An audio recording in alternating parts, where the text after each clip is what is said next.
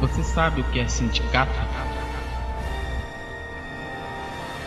Sindicato é cada um de vocês na máquina de vocês. Sindicato é cada um de vocês na rua. Você conhece a sua história, trabalhador?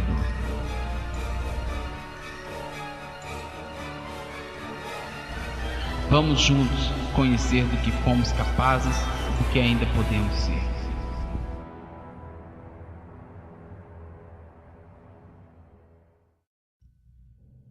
Inglaterra, meada do século XVIII. A história dos sindicatos tem suas raízes na Revolução Industrial. A consciência de classe e a necessidade de formar e organizar grupos para dirigirem a luta operária apareceram em consequência das condições de trabalho impostas pela Revolução Industrial. Nela ocorreram transformações de mão de obra manufatureira para fabril, submetendo os trabalhadores a intensas jornadas de trabalho em condições insalubres, deteriorando a saúde e o meio familiar, fazendo do ser humano escravo de um trabalho perverso. Não apenas homens, mas também mulheres e crianças. A classe burguesa, detentora dos meios de produção, ditavam as regras, puniam trabalhadores que reclamavam das condições de trabalho. Tais condições impulsionou a classe trabalhadora a realizar dois movimentos importantes, o cartismo e o ludismo. O movimento cartista surgiu no calor da luta operária. Entregou ao parlamento britânico, em 1838, uma série de reivindicações políticas que incluíam o sufrágio universal, entendido como meio de alcançar as melhorias sociais. Em paralelo, o movimento cooperativista, impulsionado por alguns dos mais destacados socialistas utópicos, como Robert Owen no Reino Unido e Charles Fourier na França, procurava criar um modelo de uma nova sociedade, baseado em melhores condições de trabalho e na coletivização dos meios de produção.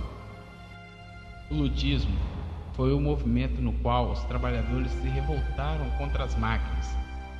Este levante foi duramente reprimido pelo governo, que por sua vez foi forçado pelos burgueses. Tal repressão levou à forca vários manifestantes ludistas.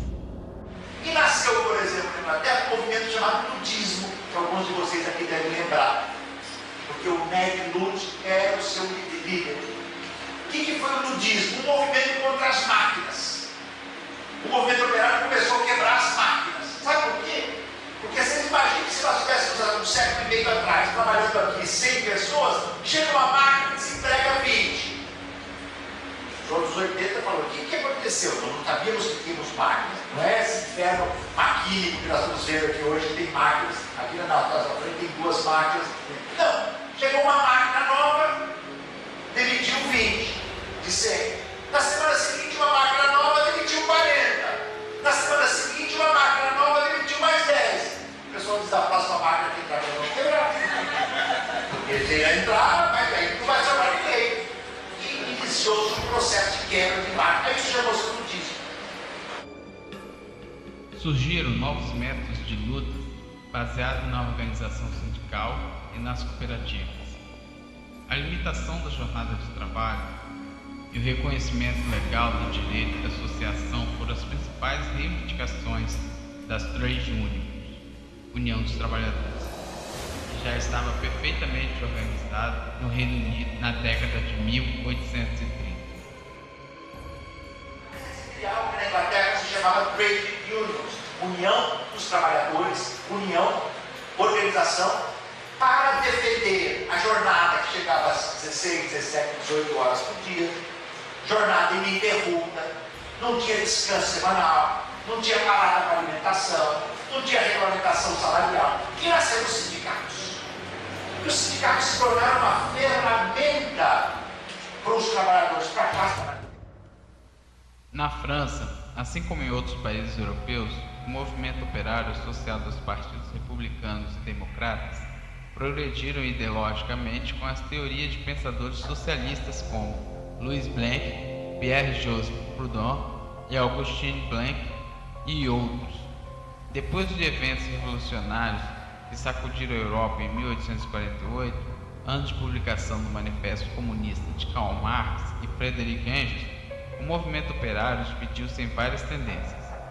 Os marxistas e alguns anarquistas pregavam a luta revolucionária para derrubar o sistema capitalista. Os proudhonianos defendiam a implantação pacífica de uma sociedade coletivista e os reformistas preferiram colaborar com os regimes liberais para obter conquistas políticas e sociais. A indústria brasileira se desenvolveu tardiamente em relação às grandes potências capitalistas. Na passagem do século XIX e XX, a economia brasileira era ainda predominantemente agrícola. No início do século XX, jornadas de 14 ou 16 horas diárias ainda eram comuns, assim como a exploração da força de trabalho de mulheres e crianças. Os salários pagos eram extremamente baixos, havendo reduções salariais como forma de punição e castigo. Todos eram explorados sem qualquer direito ou proteção legal. A primeira greve no Brasil foi a dos tipógrafos do Rio de Janeiro, em 1858, contra as injustiças patronais e por melhores salários. Em abril de 1906, realizou-se no Rio de Janeiro o primeiro Congresso Operário Brasileiro, com a presença de vários sindicatos, federações, ligas e uniões operárias, principalmente do Rio e São Paulo. Nascia a Confederação Operária Brasileira, a primeira entidade operária nacional.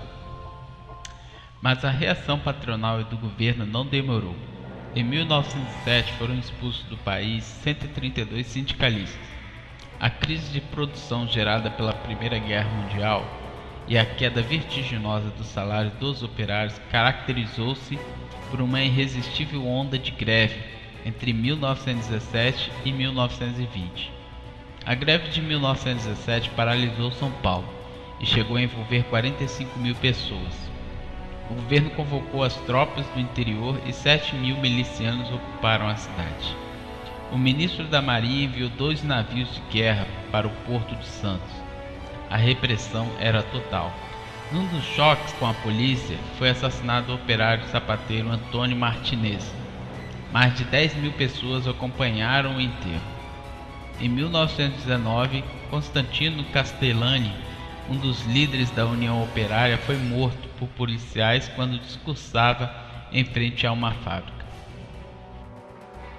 Com a Revolução de 1930, liderada por Getúlio Vargas, é iniciado um processo de modernização e consolidação de um Estado nacional forte e atuante em todas as relações fundamentais da sociedade. A partir da década de 30, o Brasil passou a ser um país industrial e a classe operária ganhou uma importância maior. O conflito entre capital e trabalho passou a ser tratado como uma questão política. Por outro lado, criou uma estrutura sindical corporativista, dependente e atrelada ao Estado. Por outro, criou o Ministério do Trabalho, a Justiça do Trabalho e a consolidação das leis trabalhistas, a CLT. A fundação dos sindicatos oficiais, a criação do imposto sindical e a política populista de Getúlio Vargas estimularam o surgimento dos pelegos. No final de 1937, inicia-se o Estado Novo. Nessa época, Getúlio Vargas concede os principais direitos trabalhistas como salário mínimo, descanso semanal, carteira de trabalho, as férias remuneradas e a estabilidade no emprego após 10 anos de serviço. Categorias e sindicatos combativos, no entanto, ainda resistiam e obtiveram conquistas importantes, como a lei de férias, descanso semanal remunerado, jornada de 8 horas, regulamentação do trabalho da mulher e do menor, entre outros. O regime militar no Brasil foi um período iniciado em abril de 1964, após um golpe militar chamado pelos autores de Revolução de 31 de Março, articulado pelas Forças Armadas em 31 de março do mesmo ano contra o governo do presidente João Goulart. Entre todos os atos institucionais, o AI-5 foi o mais repressor. Proibia as greves e caçava as lideranças sindicais. De 1978 a 1980, o regime militar foi sacudido por um movimento que no primeiro momento parecia não ter relações com partidos políticos. No dia 12 de maio de 1978, os trabalhadores da Scania do Brasil em São Bernardo do Campo, São Paulo, entraram na fábrica, bateram os cartões de ponto, vestiram seus macacões, foram para os seus locais de trabalho diante das máquinas, mas não as ligaram. Cruzaram os braços. No momento, eles não poderiam imaginar que com aquele gesto, aparentemente simples, estavam abrindo o caminho de uma nova proposta sindical para o Brasil. A greve desafiou o regime militar e iniciou uma luta política que se estendeu por todo o país. No contexto das mobilizações populares que se seguiram, surgiram manifestações em defesa da liberdade democrática e contra a ditadura militar, entre elas a luta pela anistia e pelas diretas-já. A Scania se viu obrigada a negociar e concedeu 11% de aumento, mesmo sem o consentimento oficial do governo. A luta dos trabalhadores, as reivindicações dos trabalhadores, o trabalho do sindicato, o trabalho da diretoria, acabou fortalecendo o poder aquisitivo do trabalhador. Vamos lá, moçada, vamos lá. Não tem medo de preso, não. Cadeia foi feito para homem. Estamos lutando por uma coisa justa, pô. A vitória de 78 não se repetiu no ano seguinte, quando o Sindicato dos Metalúrgicos foi obrigado a aceitar o acordo para evitar o afastamento da diretoria. O regime militar e os empresários já viam com desconfiança o movimento.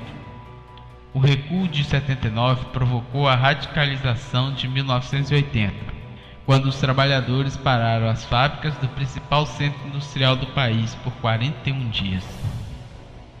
Lula, líder sindical desde 75, foi preso, e junto com ele toda a diretoria do sindicato.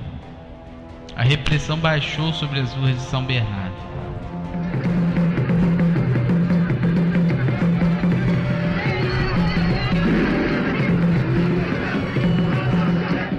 Companheiros, às 6h30 da manhã, 8 homens foram buscar o Lula na sua casa. Lula saiu preso, está agora preso no DOPS em São Paulo.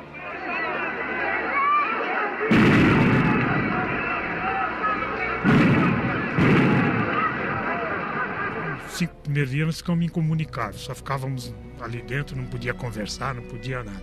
Depois do 5º dia em diante a gente já recebia visita, então a gente ficava sabendo o que estava acontecendo aqui fora. O Lula falou assim: pessoal, nós vamos fazer parte da história desse país, a mudança desse país está aqui agora.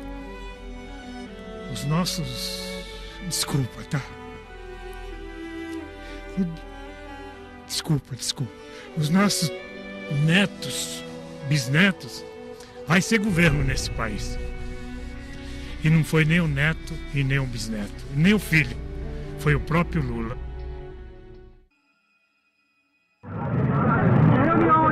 E hoje às 3 horas da tarde nós convidamos tudo no Paço Municipal. Vamos ter reunião às 3 horas. Lá está presente os metalúrgicos de São Paulo, São Bernardo do Campo e de Diadema. E convidamos também todos os homens da Fiesp para comparecer lá, porque nós não somos bichos, nós não vamos matar ninguém não. Eles podem tomar alguma vaia, mas quem faz as coisas erradas merece vaia. Tá precisando fazer piquete, como é que tá? Na Mercedes-Benz não precisa piquete. Nós somos unidos, Nós não somos precisamos unidos. de piquete. A graxa dos nossos macacões uniu a nossa raça. A prova do piquete está aqui, ó. É o povão. É quem está fazendo o comando da turma toda aqui, é o povão aqui. O que nós queremos é o nosso direito. É o direito que tem a classe operária, é os direitos humanos. É esse daqui, são os nossos direitos. O governo subestimou o nosso líder. O governo subestimou o nosso líder e caçou o nosso sindicato, mas não caçou a nossa união. Isso que é importante. No dia 27 de março, Lula volta a liderar os movimentos grevistas.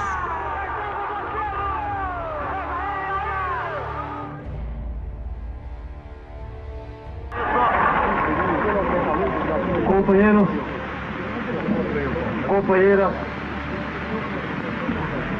vivemos hoje mais um momento histórico da classe trabalhadora. Nós vamos voltar a trabalhar! E se não for cumprido o nosso pedido, nós faremos outra vez! E eu assumo um compromisso aqui com vocês. Eu mesmo decreto a greve outra vez!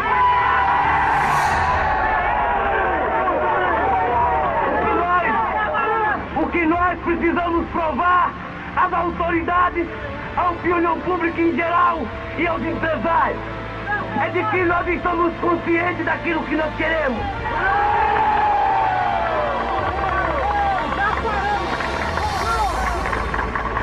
E que essa greve sirva de demonstração para os patrões nunca mais duvidarem da classe trabalhadora.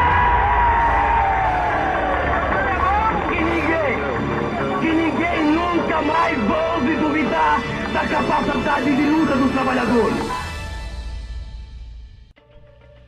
Em 1980, novas greves ocorreram em categorias importantes, o que proporciona mais força ao movimento. E em 1983 é criada a Central Única dos Trabalhadores, a CUT, visando um novo sindicalismo. Em 1986, a Confederação Geral dos Trabalhadores. E em 1991, a Força Sindical. Cada uma dessas centrais seguindo linhas políticas diferentes, porém todas reivindicando maiores benefícios para os trabalhadores.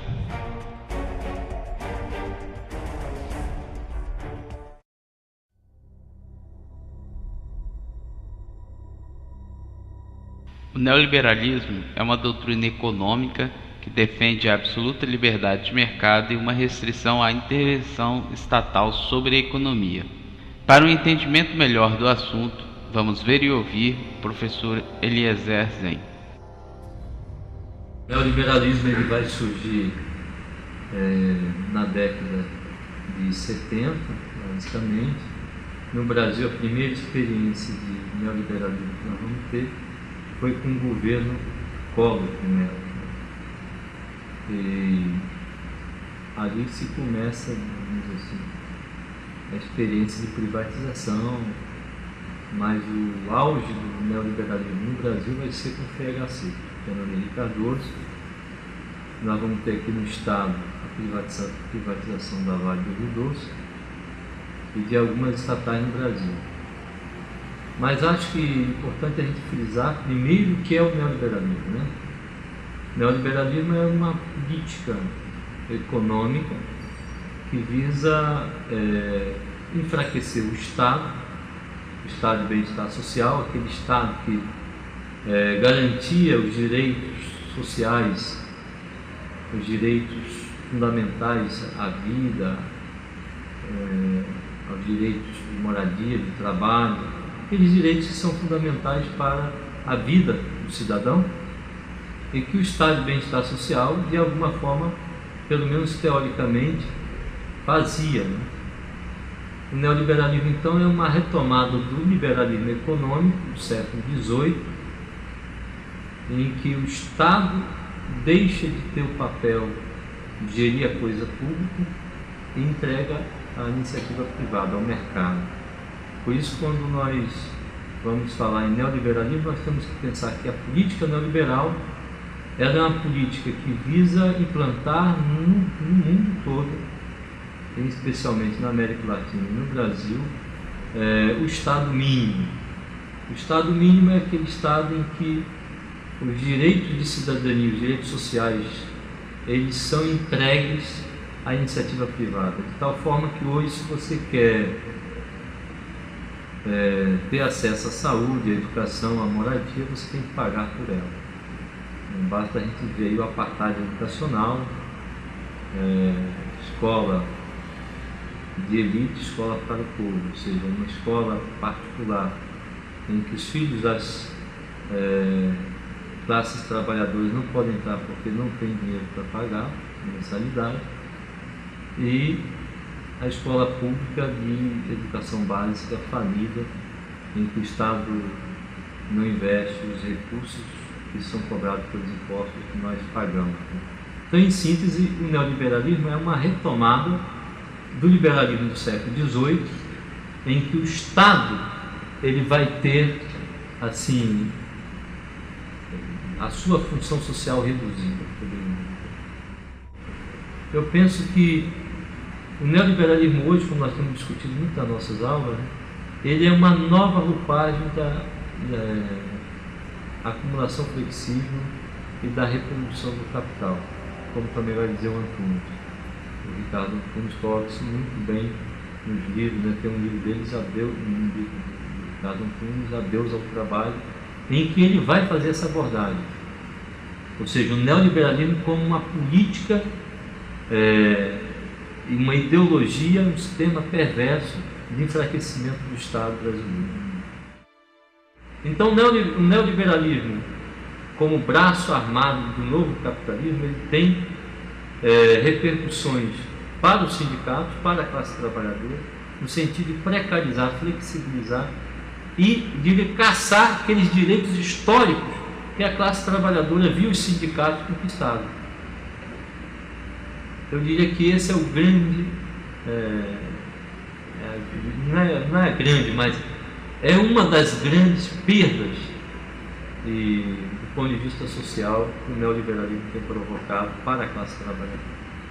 E um dos grandes desafios que os sindicatos encontram pela frente é romper com essa ideologia perversa do Estado mínimo, da precarização do trabalho, da cassação dos direitos que, historicamente, os sindicatos conquistaram. Então, como desafio para os sindicatos, coloca-se unir, organizar e continuar lutando em defesa dos direitos da classe trabalhadora.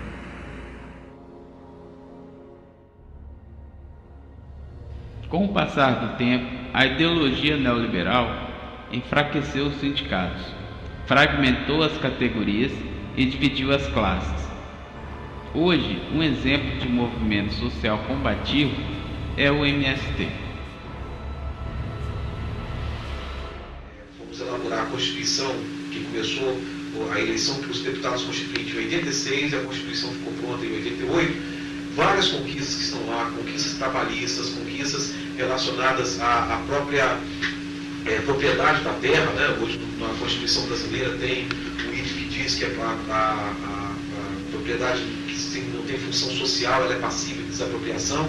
Claro que essa lei não foi regulamentada ainda, mas todas essas inserções na Constituição, os direitos trabalhistas que tem na Constituição, todas elas foram conquistas da organização dos trabalhadores. E, mais especificamente, o MST, ele teve no Brasil, ele foi uma força de resistência muito grande ao poder excessivo que o latifúndio sempre teve aqui, historicamente, em 500 anos no Brasil. Então, serviu como um contraponto a essa hegemonia, a essa força, a essa exploração exercida pelo latifúndio no Brasil, e conseguiu fazer com que milhares de famílias tivessem agora a sua propriedade de terra, tivessem a possibilidade de plantar e colher.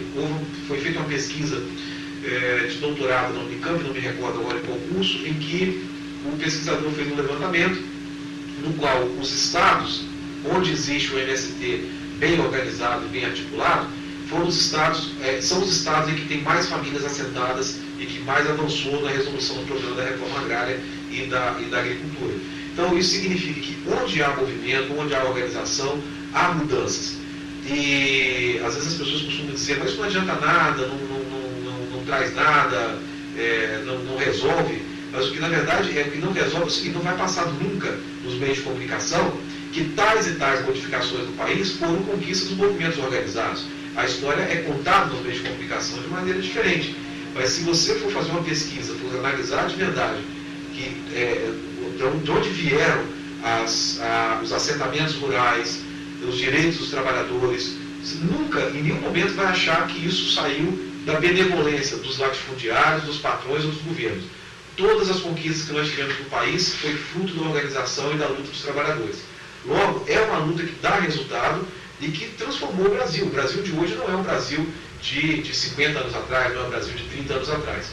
Agora, inclusive tendo aí a própria eleição do presidente Luiz Inácio Lula da Silva, foi uma trajetória de lutas de um líder sindical, de uma pessoa que só teve a sua projeção dada em função da sua liderança no movimento sindical, e que teve diversos avanços, não os avanços esperados por todos os movimentos, mas houve vários avanços no Brasil no sentido de fazer um governo mais voltado para a agricultura familiar, mais voltado para os interesses dos trabalhadores. Claro que ainda há muita luta a ser feita, porque não foi um governo que tenha transformado de maneira radical as estruturas do país. Então ainda há espaço para as organizações populares, para as organizações sindicais, para o movimento sem terra, desde que eles compreendam que a sua função não é dar apoio a governo nenhum, nem dar apoio a governo nenhum e nem também agir como oposição sempre em qualquer circunstância, mas saber que é preciso construir nesse país uma situação que seja mais próximo possível dos ideais de liberdade, de vida com dignidade da classe trabalhadora do Brasil. Se o governo estiver apostando nisso, estiver investindo nisso, é o momento de dar sustentação ao governo. Se o governo estiver na contramão disso, é hora dos movimentos terem independência suficiente para poder se manifestar contra e poder continuar fazendo a luta que sempre fez. Então, houve uma certa confusão no período do governo Lula, pelo fato de Lula ter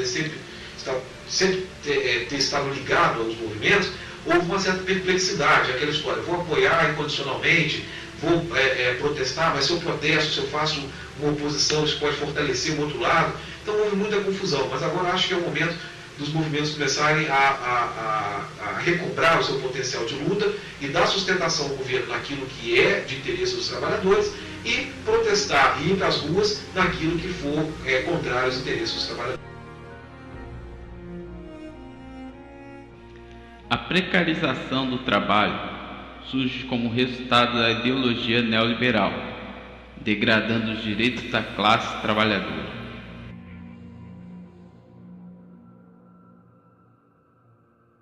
Nós vivemos hoje, a partir da mudança do mundo produtivo, da velha empresa taylorista e fordista para a chamada empresa flexível e moderna, nós vivemos hoje uma precarização sem precedentes em toda a história do capitalismo, tá certo? Da força de trabalho.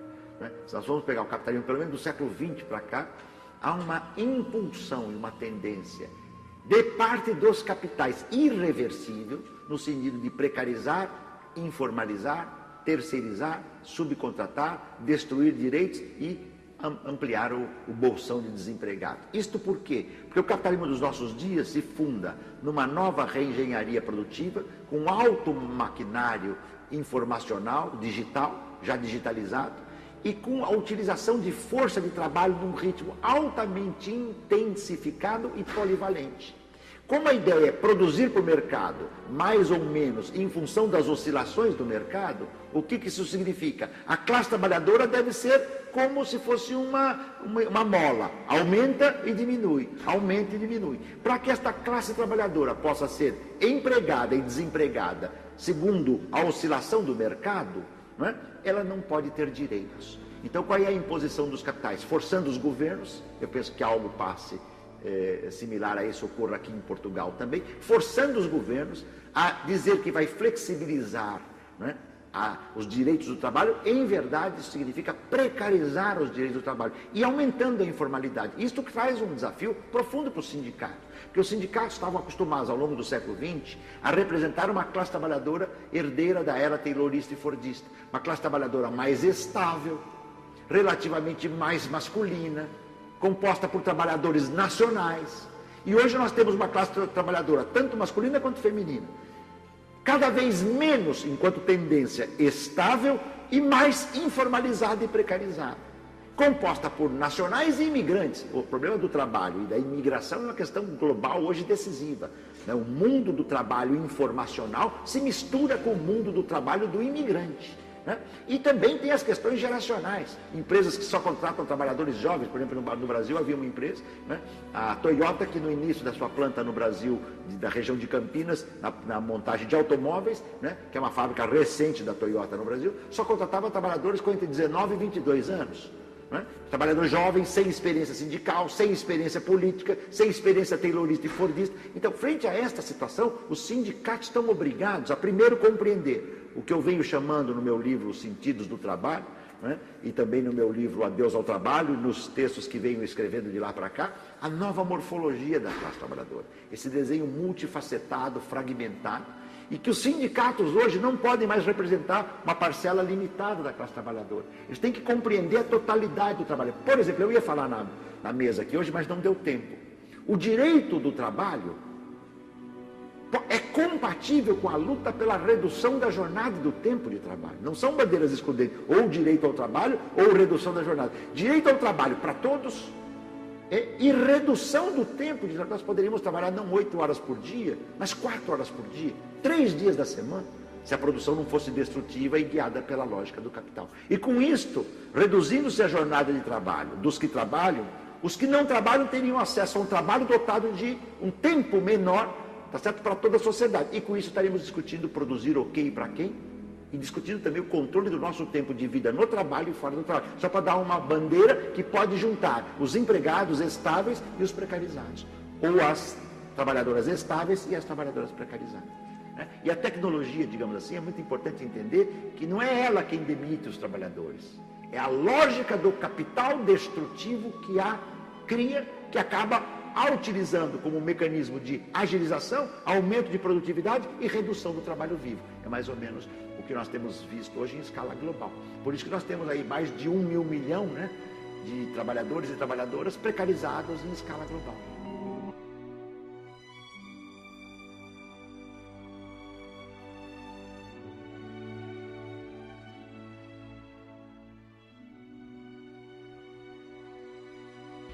A luta sindical nasce do indivíduo que questiona, que busca o entendimento e que não delega sua luta a outros. E, quer dizer, a minha preocupação em fazer o curso de História era tentar entender a sociedade, tentar entender como é que funciona a sociedade, tentar entender por que alguns são muito ricos e outros estão pobres. Na verdade, essa é a questão fundamental que eu sempre tive curiosidade de saber. E o curso de História e de Filosofia me deram alguns fundamentos para me tentar atuar no sentido de entender o problema e não só, mas enfrentar como resolver. Quer dizer, o problema da extrema desigualdade humana, da miséria, ela não é fruto da vontade divina ou de uma ordem histórica determinada, mas ela é fruto do homem nas suas relações entre si, na sua relação com a natureza. Isso acaba resultando, na exploração do homem sobre o outro. Então essa é a questão. Essa questão sempre preocupou em História e Filosofia e deu essa coisa. Daí eu ia para o sindicato. Quer dizer, é aqui na escola que, logo que eu chego aqui, me filio ao sindicato, em 91, me filio, já começo a participar dos movimentos de greve, porque aqui um dos primeiros movimentos de greve grande aqui foi em 91. E aí tem os movimentos de greve de 30 dias, greve de 45, greve. É um período muito bravo para o servidor público, tirando direito e tudo mais. Quer dizer, o que se fez na Constituição de 88 estava se tirando em 38. A partir de 91, porque a década de 90 é uma década de muita luta sindical, o projeto liberal, privatização da escola, ou terceirização da escola, demissão, incentiva a demissão, e aí a estratégia vai fazer a privatização da escola, entregar isso aqui para um grupo de empresários particulares que precisa administrar isso aqui, porque eram competentes para fazer. O servidor público ele é incompetente, é relapso, não quer nada da vida, etc. A minha trajetória de estudante, e de trabalhador, minhas preocupações pessoais, eu acabo se encontrando nessa atividade.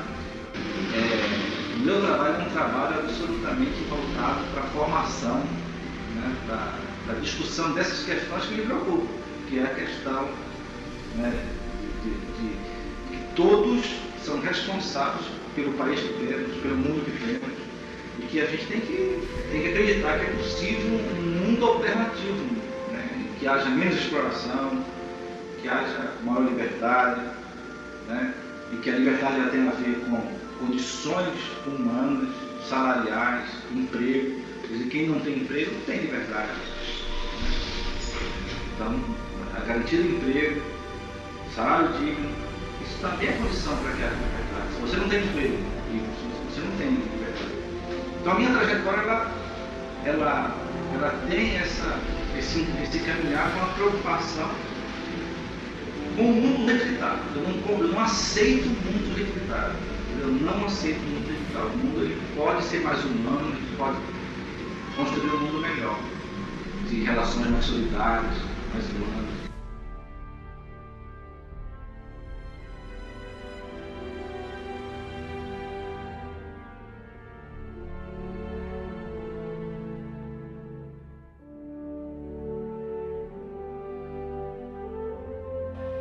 Trabalhadores, gladiadores da sobrevivência, heróis, pais, mães e filhos, univos, vós não tendes nada a perder a não ser vossos grilhões.